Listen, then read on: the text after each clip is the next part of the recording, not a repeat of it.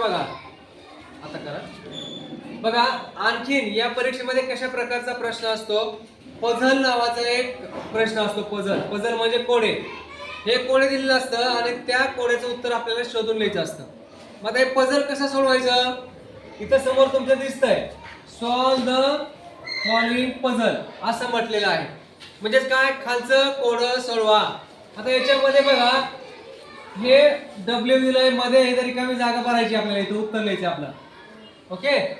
आता याच्यामध्ये बघा इथं डब्ल्यू आहे एल आहे एफ आहे इथं एफ आहे इथं कोणता शब्द किंवा कोणता अक्षर सॉरी शब्द नाही अक्षर लिहायचं आहे ते आपल्याला ठरवायचं आहे आता बघा आपण जर ई हा अक्षर या ठिकाणी लिहिला तर उत्तर बरोबर येतं का नाही येत परंतु यस पण बसतं का हे बसत नाही यस पण येत नाही ठीक आहे आता पुढे बघूया आता ए लिहिलं आपण ए हा ओ येणार आहे आता हे दोन उत्तरं गेली आपली आता ए मध्ये पण एकच शब्द बनतो हा शब्द आपण ए जर लिहिला इथे तर वॉक बनतो वॉक काय बनतो वॉक पण दुसरा शब्द बनतो का नाही बनत आहे म्हणून हे पण उत्तर आपलं चुकीचं आहे आता राहिलं ओ आता ओ चे कोणते शब्द बनतात बघा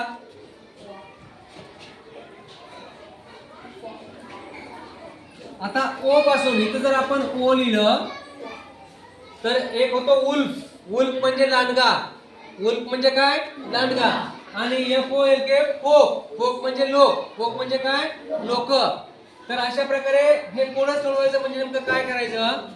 असं अक्षर लिहायचं की ज्याच्यातून ते दोन शब्द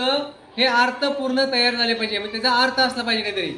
इथं फसवून तुम्हाला दिलंय ए दिला होता फक्त एकच शब्द बनला तो वॉक परंतु तो उत्तर नाही कारण एक उभा शब्द बनतो आडवा शब्द बनत नाही म्हणून